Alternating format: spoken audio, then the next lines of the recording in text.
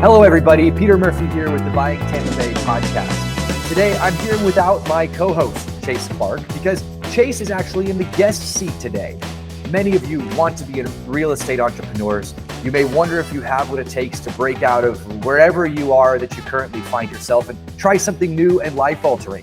And although everyone's journey into entrepreneurship looks a little different, in the next few episodes, we're going to interview some of the realistic entrepreneurs to hear their sides of the stories of development and self-discovery and evolution from wherever they started into entrepreneurs and community builders and change agents and the men and women who are making a difference in their communities and in the fields of real estate. So we look forward to talking to all of these entrepreneurs today. And we'll go back as far as they'll let us and ask as many questions as we'll have time for, with the goal that you might see yourself in their story and be inspired to do something equally brave.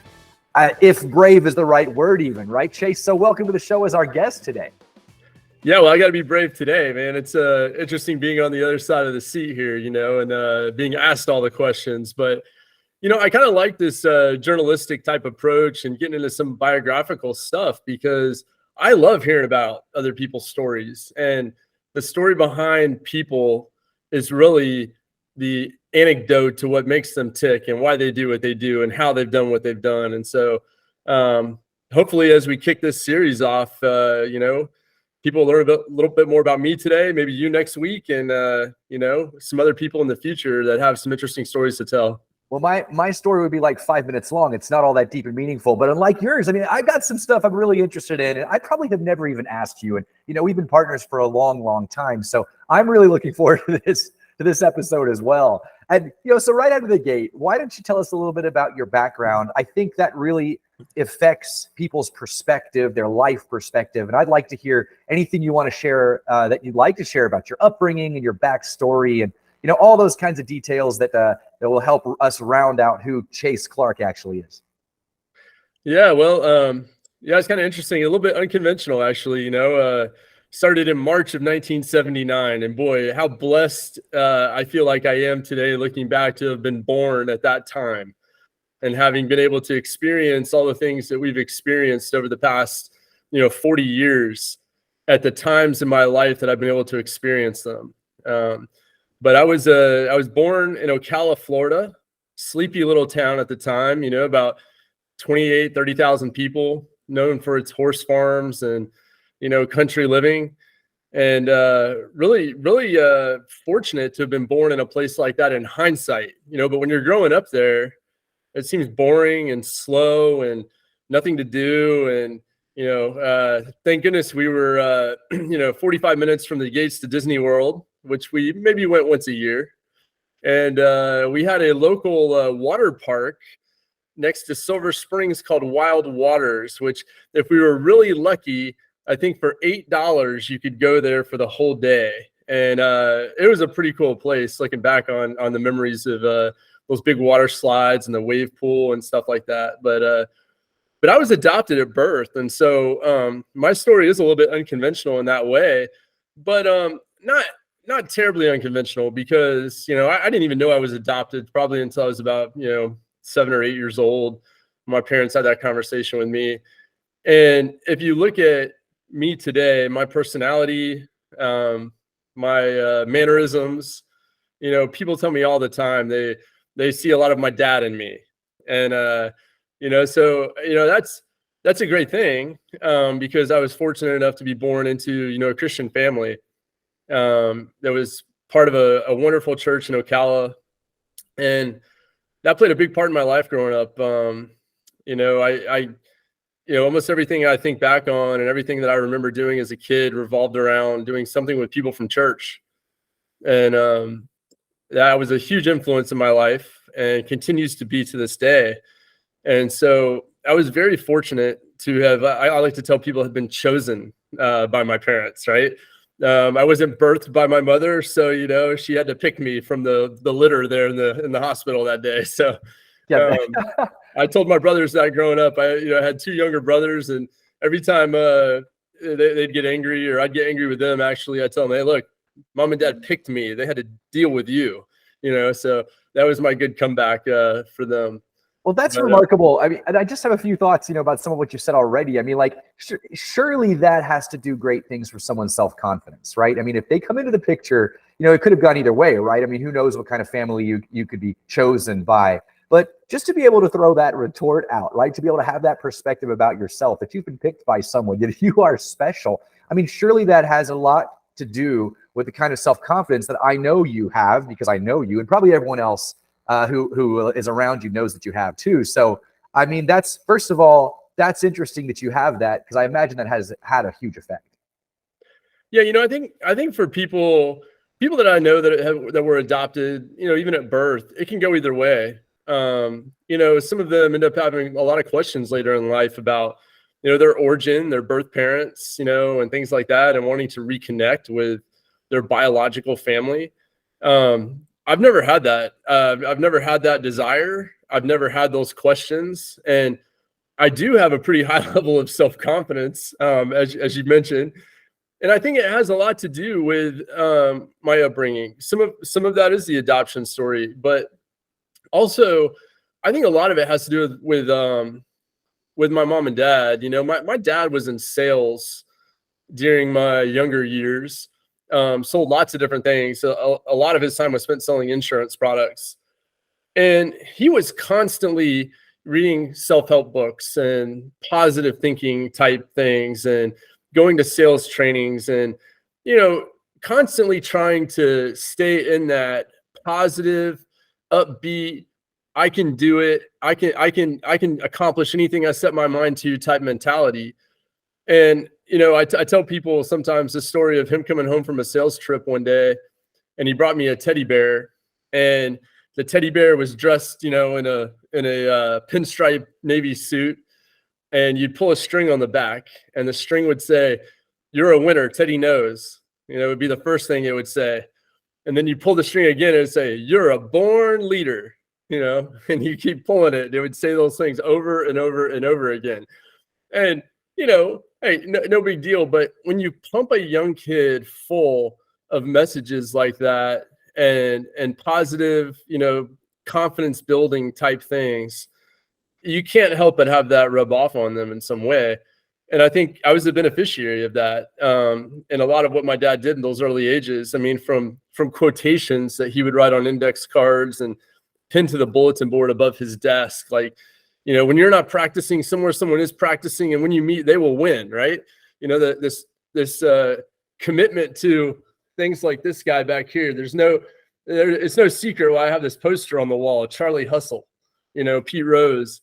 That kind of mentality of, I'm going to outwork everyone, I'm going to out hustle everyone, I'm going to do whatever it takes to accomplish what I'm trying to accomplish. And those types of messages, implanted into young people, can do a lot of good and go a long way in their life.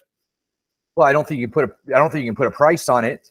And I certainly think it's a very interesting lesson, because I know your dad now, and what I know about your dad is that he is a teacher, and he's been a teacher of, I guess, high school, and a coach to some degree, but I think he was more of an academic instructor for a long time. So, all the successes that come with that role, and the influence, the wide-reaching influence that he had, certainly applies.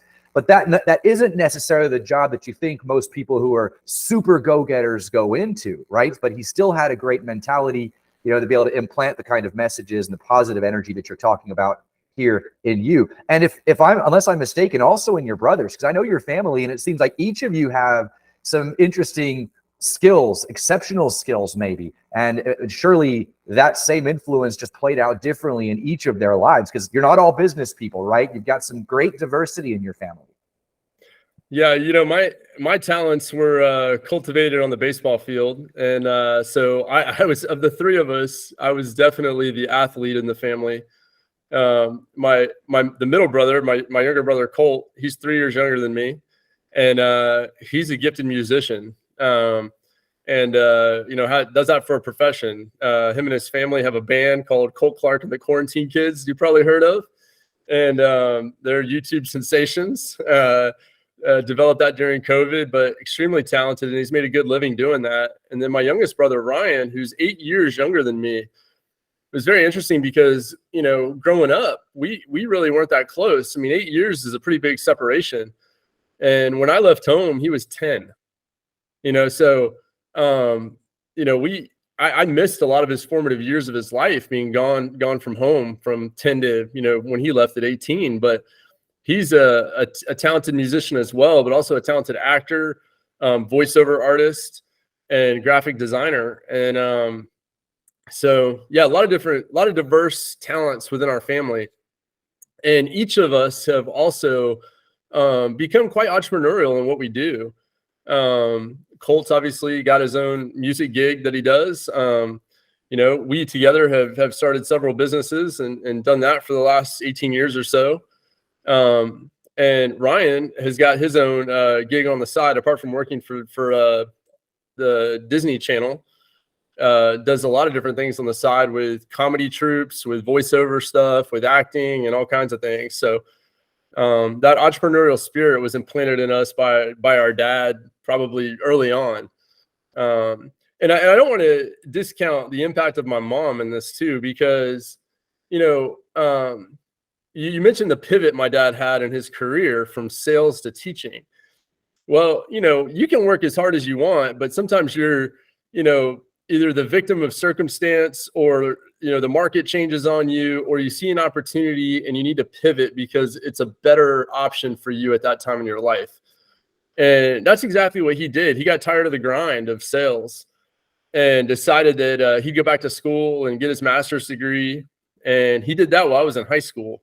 Actually, right at the beginning of high school into middle school, and became an administrator in the school system.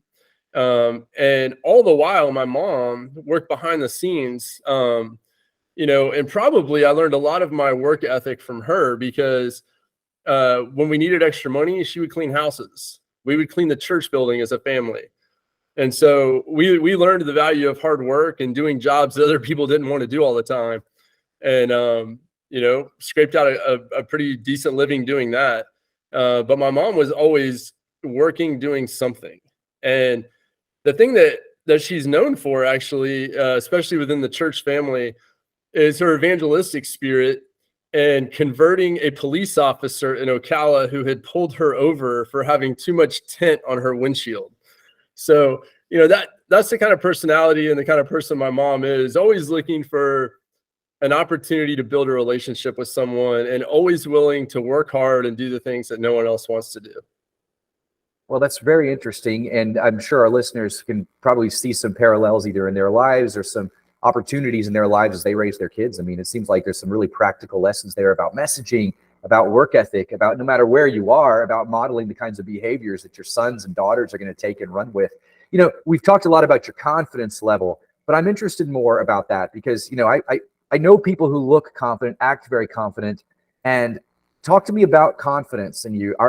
Is that universal? Is that in every aspect of your life? Or are there chinks in your confidence armor? Or are you just like the kind of person who is just overwhelmingly confident and positive?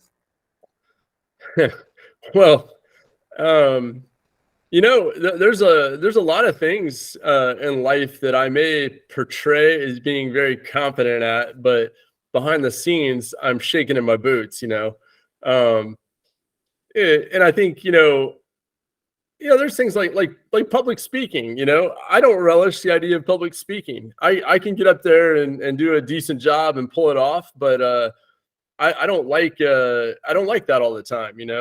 I'm not very confident in myself and the ability to come across as well in that as I would hope to all the time.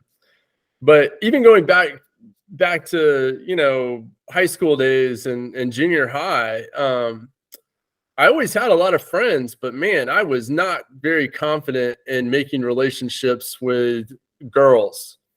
And that was always a challenge for me. Well, and who is, right? When they're in high school. Very well. So, that was a big challenge for me when all my friends, started dating people and whatnot. Like, I was never very confident in establishing relationships with the opposite sex. And so what I did in that situation, and this is a coping mechanism for me that I even use today, is that, I try to justify it and saying, well, I'm not so good at that. I'm going to leave that to somebody else that's better at that than me, and or I'll just dive deeper into something that I am good at, that I'm very confident in, and spend all of my time doing that and tell everyone I'm too busy to do that other stuff. Interesting. And So a playing to your strengths kind of approach really is like, this is what my strengths are, and I'm going to double down there and like leave the other stuff to other people. Now that could work to your disadvantage in finding a woman, because they're going to be all guns. That obviously didn't go that way for you. You found yourself a wonderful woman, it looks like, and you figured out how to like bridge the gap. I certainly see that in public speaking. You do a great job of that when you're called to do it. So, maybe you're shaking your boots, but you don't give that impression. So what is that exactly? Yeah, I don't know. It's I'm glad to hear that it comes across better than it feels sometimes. But I do think that, one of the things that has continually been reinforced in my life is that it's actually another quote that my dad had that I think about all the time. And it goes like this: our doubts are traitors that make us lose the good we oft might win by fearing to attempt. So if you don't try it, if you don't do it, and you let doubt sink in, it's just working against you. It's a traitor of your life. It's holding you back and keeping you from doing things that you probably can do, and you probably can practice them enough to do them well at some point. But if you never try them, you'll never even start, that journey toward being good at that particular skill. And that's something that I try to remind myself all the time of, because if you don't ever take that leap of faith, if you don't ever go out on a limb outside your comfort zone, whatever you want to call it, you'll never have the opportunity to build that confidence. And so I have pushed myself quite a bit throughout the years to do things like that. And sometimes it comes from a place of expectation, where I feel like people expect me to do this and expect me to do it well. So I've got to do it, and that's a big motivator. Yeah. Living up to other people's expectations, being driven by that to positive ends, is something that could either will make you or break you. You see a lot of people crumble under that pressure. So you haven't crumbled under the pressure of the expectations. You haven't allowed your doubts to get in your way. Many people do. There's something exceptional going on, right? And maybe it's the support network you've talked about, your parents right there backing you up. I mean, I don't know many people who can have all of these quotes from their dad off the top of their head. So that's really impressive stuff. I love hearing about it. Very, very helpful. Well, talk to me a little bit, Chase, about early decisions that you made in college, your degree track that you took there. Tell our listeners some things that might be interesting about that period of life for you. Yeah. So, in high school, I had a pretty singular focus, and that was on baseball. And, my goal was to get a baseball scholarship that would help me pay for college. I mean, my family wasn't in a position where they were going to be able to pay for it. And probably around 6th or 7th grade, I got connected through summer camps with Florida College. And those relationships were meaningful enough to me that I knew I wanted to go to school there. But at the time, they didn't have a baseball program. And then my junior year in high school, they started a baseball program. And, I had received some other offers from some other schools to play in the state of Florida, but it was kind of fortuitous that they started up a program right around the time that I was ready to sign a letter of intent to go to school. And that was very fortunate for me, because that was one of my goals, to get a scholarship to play college baseball, to help with the financial side of that, really. I had made the determination early on, probably around my junior year in high school, that, going beyond college, professional ambition, that didn't sync up with my plan for life. And so I hadn't planned on going beyond playing in college, even if I'd been given the opportunity. And so that's how I ended up at Florida College, playing baseball there, being able to attend college with a bunch of my friends for the first 2 years. And great environment to be in, formative from a spiritual standpoint. Great connections made there, like our connection that was formed there. Met my wife there, have lifelong deep connections with people, great friendships from that 2 years at FC. And then from there, I went on to USF and decided I decided I was going to be an accounting major actually at first, and started down the path of becoming a CPA. And I guess about a year into it, decided that finance with a minor in economics was a better way to go. And so I pivoted a little bit, didn't really have to rework a whole lot of courses, but just pivoted into that finance major with a minor in econ. And from there, my path was set kind of to go into a banking or financial services career. And that's kind of where I landed out of college. One interesting thing from a timing standpoint that happened, though, is, I graduated in December of 2001. And we all remember what happened just several months before that with the attack on 9/11. And so when I graduated from USF and went out to find a job, it was slim pickings. A lot of companies had hiring freezes, a lot of uncertainty in the world at that time. We were engaged in a war on terror now, and I landed a credit analyst position with, at the time, Southern Exchange Bank down on West Shore and Kennedy, there in the West Shore Business District of Tampa. And that was an interesting job. It was a good opportunity, and exactly aligned with my major, going into finance. And I didn't know until years later how formative that job actually was, even though I stayed there for only 7 months. During that time, I was fortunate enough to underwrite dozens of commercial real estate loans for wealthy, high net worth investors that were buying up commercial properties all over Tampa Bay, some on the beaches of Pinellas County, some in Ybor City, some in downtown Tampa.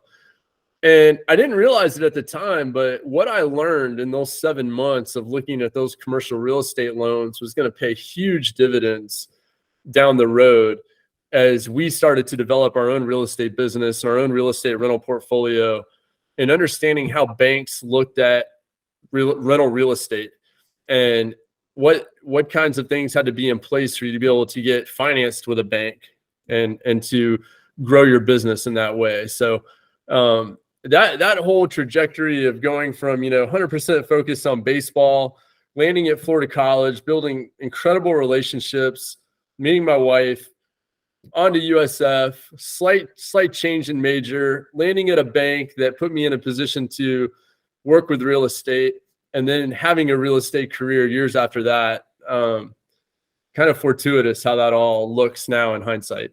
Yeah, you can definitely see a trajectory there that makes sense. I want to go back a little bit, if you let me, to the idea that you kind of said that playing baseball as a professional career wasn't a part of your plan for life. So that seems to suggest that you had a plan for life, right, coming out of high school. Or is that, in hindsight, you had a plan? Did you have a plan for life? And was the career track, the coursework that you took, right out of high school into college, was that planned out? Or are all these things kind of the things that you kind of evolved into and learned about yourself as you were in college? Talk about what it means to have a plan for life at the age of 17, right? Well, one thing that really impacted my plan for life was, as a junior in high school, I was in a program that allowed me to do a mentorship.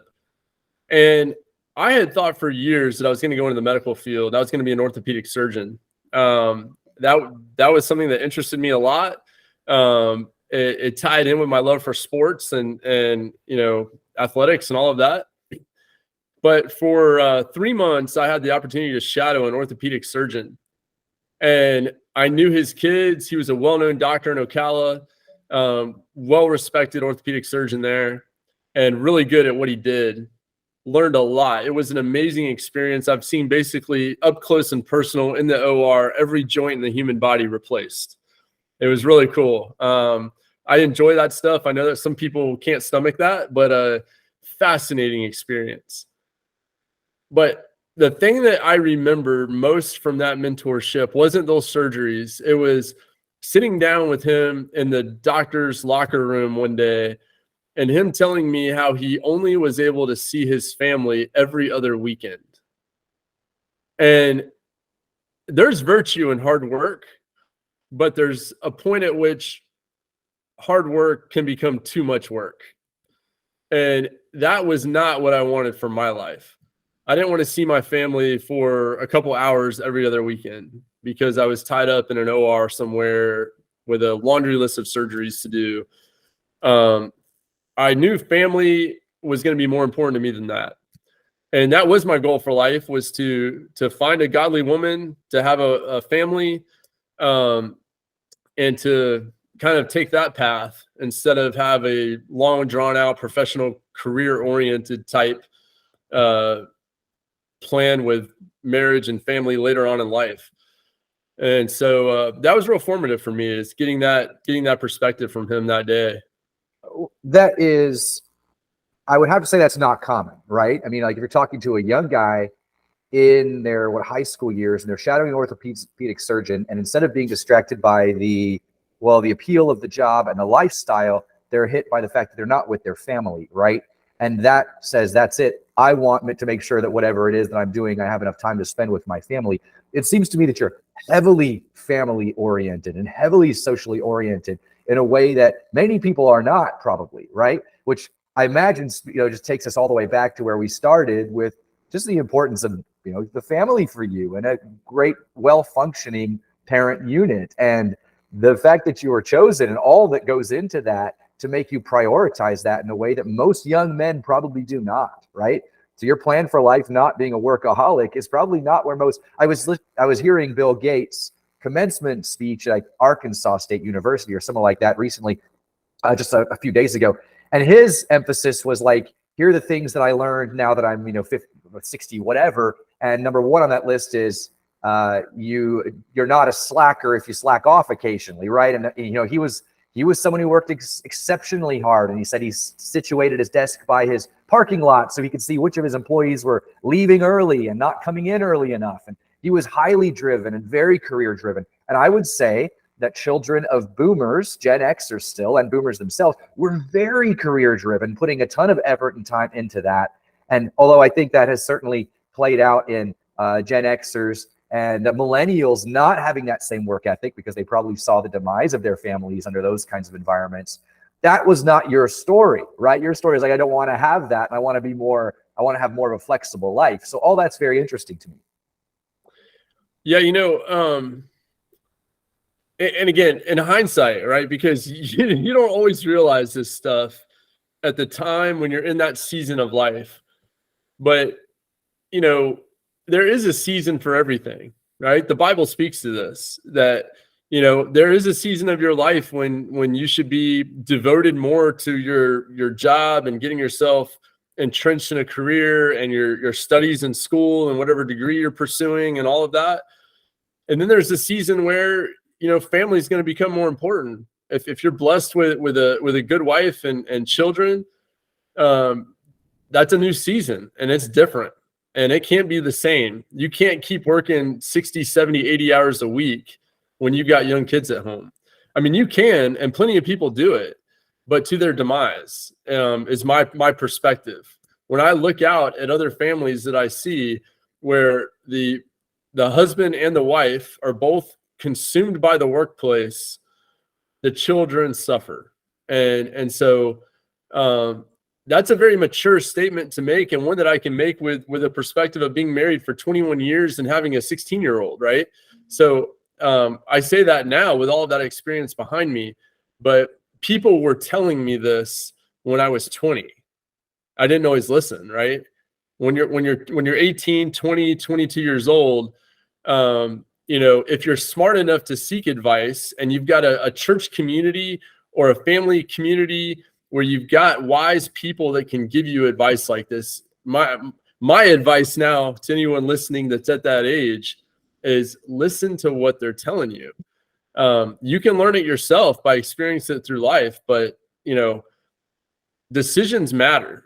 They do. Like, you can only mess up so many times in life and not cause yourself, so much of a setback that life becomes so much more difficult for you. I'm a firm believer in that. And I know some people get lucky, some people get bailed out in life, but if you want to be conscientious and do things and set yourself up early on to live the kind of life where you can be effective as an individual, have a great family, be charitable, be someone who can have an impact on other people and an example people can look to, you got to get these decisions right a lot of the time.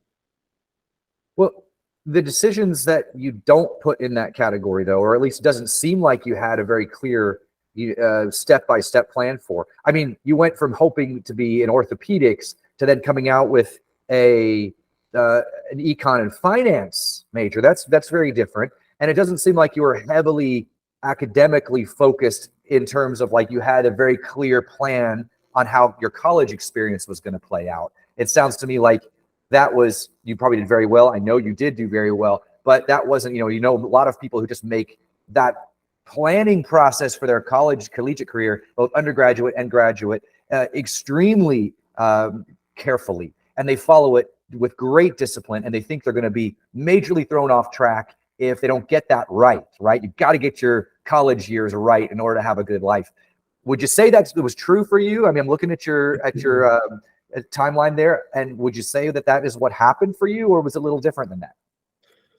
Well, during the 2 years I was at the University of South Florida getting the finance degree, I was working part-time for a large bank here in town, and I was just a teller on the teller line. But what I learned from that part-time job, and maybe what even steered me into the finance realm a little bit, or solidified my decision to continue to pursue the finance realm, was that banking was a sure thing, right? Banks don't go away. Banks provide stable jobs. Bankers' hours are very attractive. And if nothing else in life, that would give you a great foundation to build on going into the financial services sector. And so I felt like it was a safe play. Also, I was very good at math. I love numbers, right? All that stuff made sense to me. And so in a sense, I felt like, well, okay, I've been given that talent. I can build upon that. I can use those skills that I have with math and numbers and all that in this role. And so it all kind of made sense from that perspective. It wasn't too risky. It wasn't extremely rigorous either, but it was something I felt that would set me up for at least some level of success and stability early in my career. Gotcha. So that is, again, not necessarily, you're not looking at this as some big risk play where you can go at it hard. You're looking at a stable play for some kind of foundation you're looking to try to maintain. So in retrospect, was that deliberate for your entrepreneurship that was coming up? Because you moved out of college, you moved out of these stable plays into an entrepreneurship role fairly early in life. Was that all deliberate at a part of your life's plan, or were those things that just kind of happened and you just reacted to? Well, I think my advice to anybody that's 20 years old or even 18 years old, graduating high school right now, is that most of you are not in a position to take risk. Okay. My opinion and my perspective is that if you play it safe and don't take extraordinary risks at early stages of your life, when you're probably not even capable of evaluating those risks effectively, you're going to do better early on and set a better foundation for yourself to be able to take more risks later in life, right? And I think that's a concept that a lot of young people in college right now don't really understand, this idea of the relationship between risk and reward, and they don't effectively evaluate the risk correctly. There's a lot of risk in doing things that are unconventional when you're 20 years old. And I say that from the perspective of everything you do in life builds upon itself. Okay? So if you want to take a risk and you're 20 years old and you're single, get a day job and take your risks at night and on the weekends. Don't go all in on the risky option without any kind of steady income or any kind of training or any kind of, backstop career path. If your parents are uber wealthy and they want to support you in doing that, fine. But that's an outlier, right? Most people need to start out their career with something stable, something foundational that they can build a career on. And if you go after this risky venture up front and it sets you back several years, you just got a whole harder road to hoe down, to get yourself built back on that solid foundation. Yeah. So sort of like get your house in order before you're willing to take on some of these bigger, both opportunities, but challenges that are ahead of you, right? So the importance of making sure that is in play. Now that traps a lot of people though, right? A lot of people get sucked into that world and have this nice sedate environment. It's low risk. There is comfort and safety there, and getting out of that into an entrepreneurial venture is tough. So again, part of your plan to get out of all that into the entrepreneurial venture, or just you reacting to happenstance in a well fortuitous way. Yeah, I think probably speaking from this perspective now, looking back, I was bound to be an entrepreneur at some point in my life, right? But I think we did it the right way. I think when we started out and cut the cord from a 9-to-5 steady paycheck, we still had wives that were working and supporting us, and we were able to pay our bills, right? We had also worked for 4 or 5 years in industry and cultivated skills and relationships that we were able to bring to an entrepreneurial venture, right? So that's important. I think all of that stuff helped us build a foundation that led us to have a successful entrepreneurial venture. You don't have to have that, and I'm not saying that there's one size fits all for everyone, but you can't go wrong taking a career path that is stable and solid and pays your bills. Because there's other things you can do with your life to fulfill yourself and to use your talents and abilities for good that don't necessarily have to revolve around you owning a business and doing something that may be taking on more risk than you're capable of handling. And especially if you don't have another partner doing it with you, where the two of you together can bring your talents together, your resources together, and possibly have a better chance at success because of that.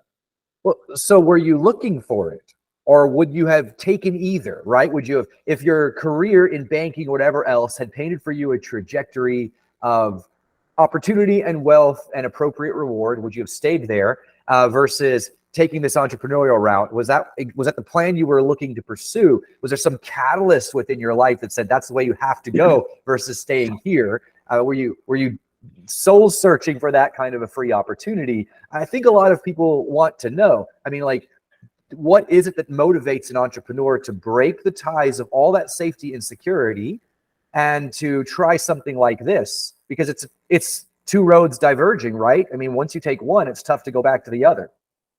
Yeah, it sure is. I like to say at this point in my life, I'm unemployable. I get it. Yes. But yeah, there was totally a catalyst. I mean, the fact that I went into the banking sector influenced that greatly, because one thing that any of you out there who are in the banking industry, good and well that it's not a meritocracy. Everything in a bank is based on seniority. The person who's been there the longest is going to be in charge no matter what.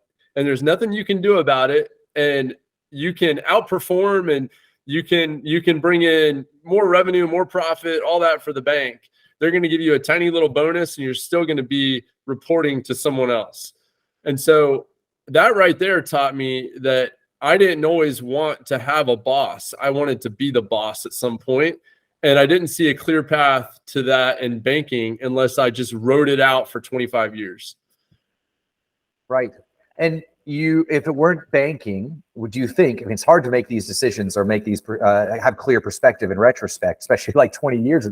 But if you had chosen a different sector and if it was tech or something there, which was, of course, burgeoning in other markets back at the time where you were coming out of college, that was the early 2000s, but not necessarily in Tampa. Tampa has always been kind of a banking hub and financial services and customer services hub, and not really a tech hub. But had you chosen a different sector, would you have seen the ability to achieve whatever your life plan is quicker versus going into entrepreneurship? Entrepreneurship, by the way, took a ton of your time and energy. I mean, we say that we wanted to be our own bosses, but you're a slave to something, right? And in an entrepreneurship, you're a slave to your a company of your own creation. And that is an exacting and brutal boss sometimes, right? So it's not like you're freeing yourself up from all kinds of, disciplined taskmasters and structures. But would it have been a different industry? Could it have been a different industry? Or is this just something in you that is had to go this way?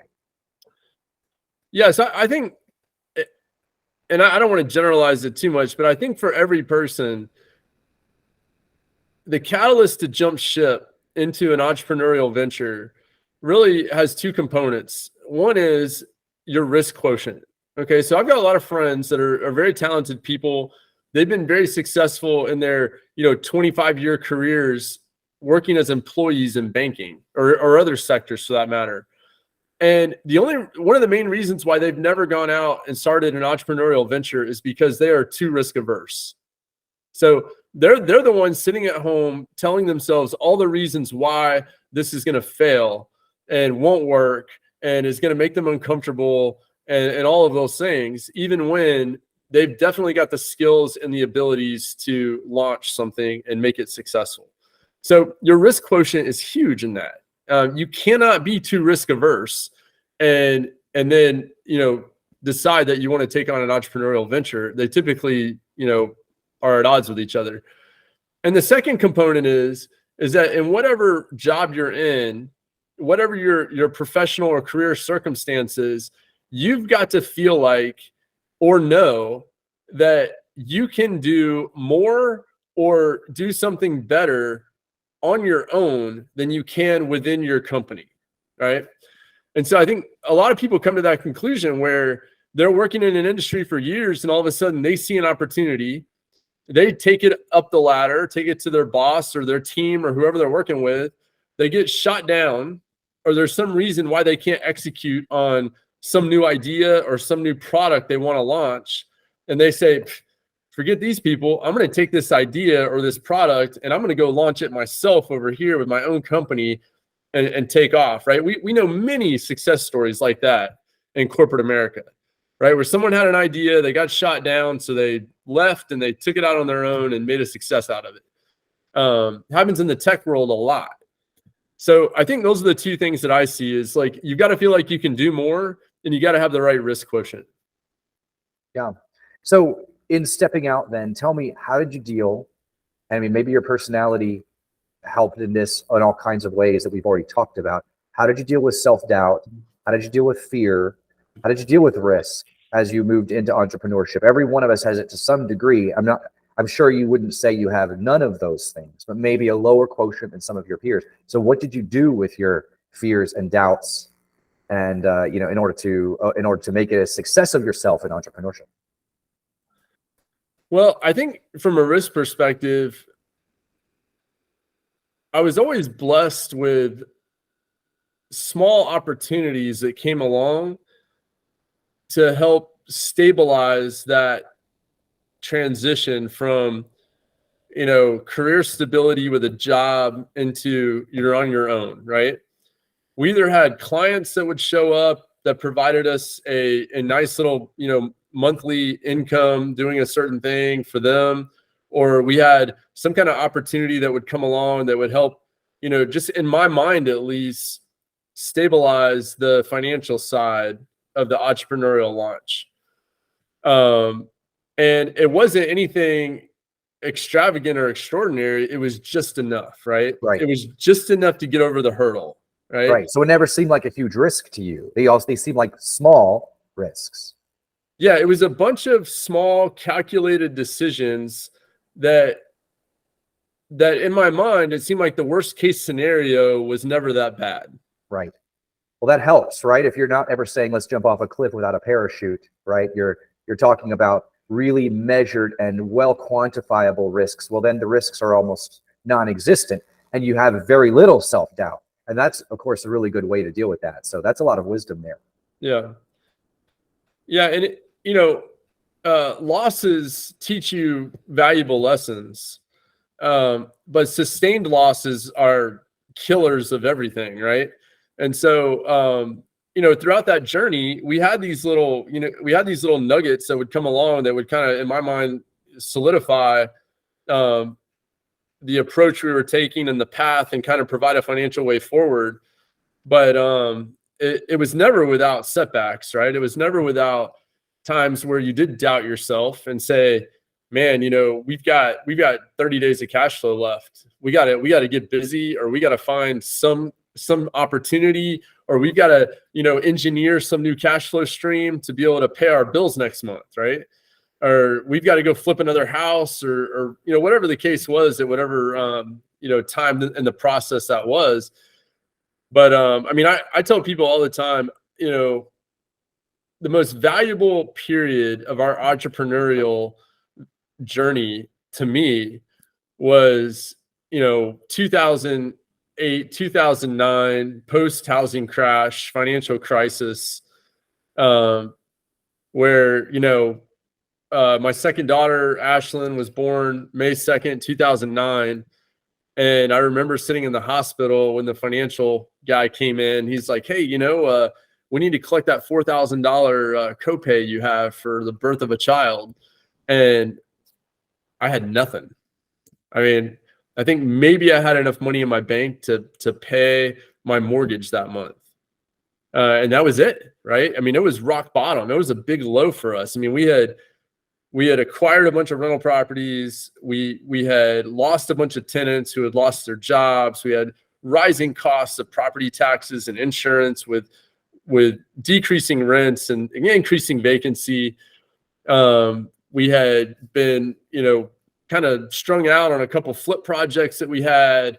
We had large amounts of leverage. We had a friends and family fund that was going defunct because of the housing crash.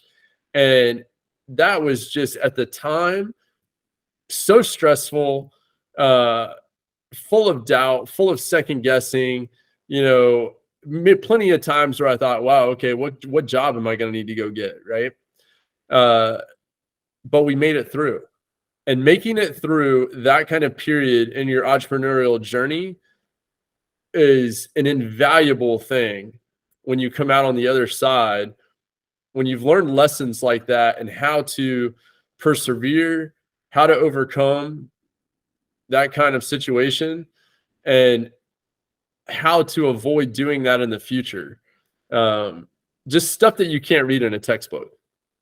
I'd like to dig in more to that at another time, I think, because, how do you make it through that kind of a thing? And that's a question. I think it's nice to hear that. And I hear so many entrepreneurs say that they had that kind of rock bottom experience, but they just survived for one more day, one more week, one more deal. And it was enough, right, to get them through. And the question I think that deserves a lot of thought is, does everyone go through that, right? Is the one more deal really the one more deal? Or is it just that you have enough endurance to turn that last moment, just prolong through whatever that low point is where you're bumping along the ground for a long period of time until things finally start working? You just can endure it, and you're willing to go through the suffering and the pain long enough to endure, and then the reward comes.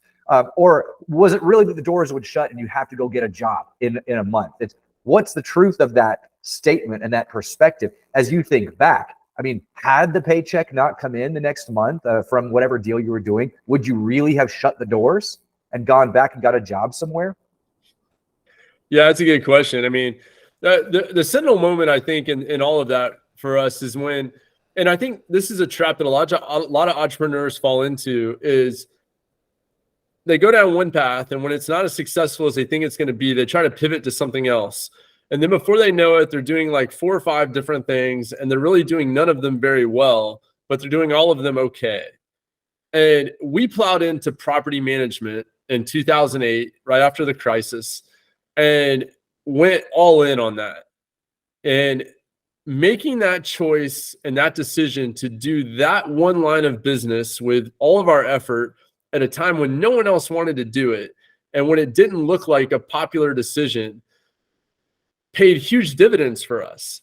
And one of the main reasons we did it was because we knew it would provide us a steady income. We didn't have to worry about going out there and making the next deal.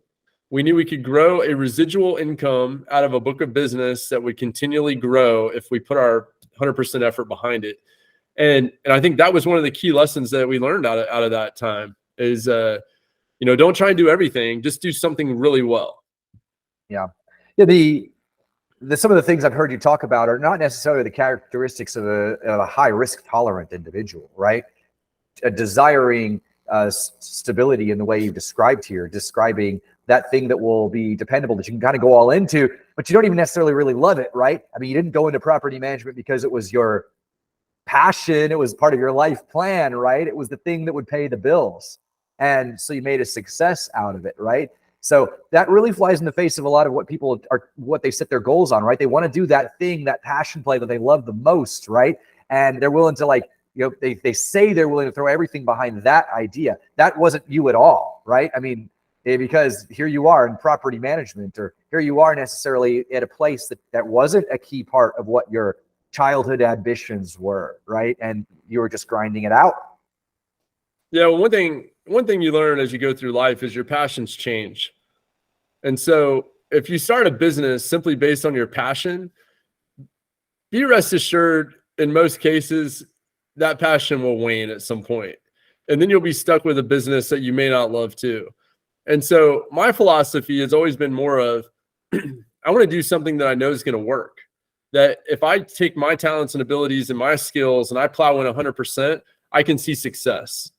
And I don't really care what that is necessarily. It's been property management. Like you said, I mean, how many people aspire to be a property manager? I mean, but we could have done the same thing doing trash collection. We could have done the same thing with a pressure washing business. Had the opportunity been there and we were committed 100% to applying our talents and abilities to making it a success, it was going to be a success. And I think that's the essence of entrepreneurship. It's not that you have a passion for one particular thing in life. It's that you've got a passion for being successful, and you've got talents and skills and abilities that God's blessed you with that you know how to harness, and you know how to plow forward 100% in a singular direction to make sure no matter what you do, it's going to be a success, right? And that, to me, is the essence of entrepreneurship. You should be able to take a true entrepreneur and plug them into any business, any industry, and they will be successful doing it because they know how to do those things. Well, I love it. I wish we had a little bit more time to dig into some of these things. Maybe we'll do a part 2 because there's a whole lot more to talk about. I wanted to talk about things like, you sold your company.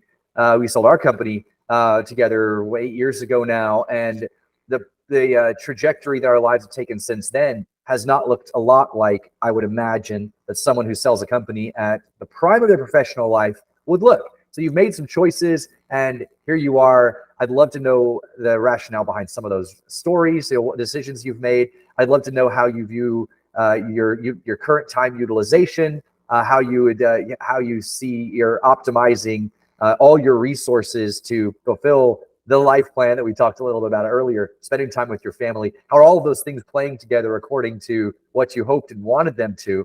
And what's next? These are all questions I have for someone who does what you do at a young stage of your life. So maybe we'll kick off and we'll go into some of those things in more detail in the next show. But I just think this has been a fantastic insight, Chase, into some of these little behind the scenes facts of you. Anything else you want to share with us before we go? Any other lessons learned or important little nuggets from your dad, perhaps you got on your desk somewhere?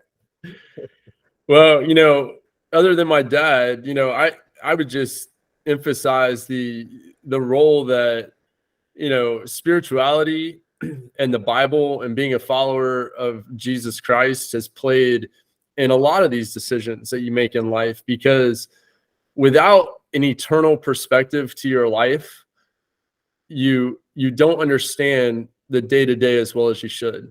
And you end up making decisions that are for the moment and not for eternity. And I think I can't understate how important that is, and how greatly that has shaped my perspective on what I do and how I choose to spend my time even now. Being in a fortunate situation where I don't have to go to a 40-hour-a-week job. I don't have a lot of other obligations in my life that take me away from doing things that I think I can be very effective at, and most of them in a charitable way. So I would just offer that up as something that's foundational and sentinel in your approach to life. Well, I love it. And Chase, has been a real treat for me Even though I know some of these things, it was great to kind of put them in this kind of format and talk with you about them. So thanks for being transparent and sharing all these stories with us. I look forward to continuing this conversation soon. All right. Definitely, man. Appreciate it. Love this opportunity to chat, and I can't wait to turn the tables on you. Oh man, it's going to be a lot of fun. I can't wait.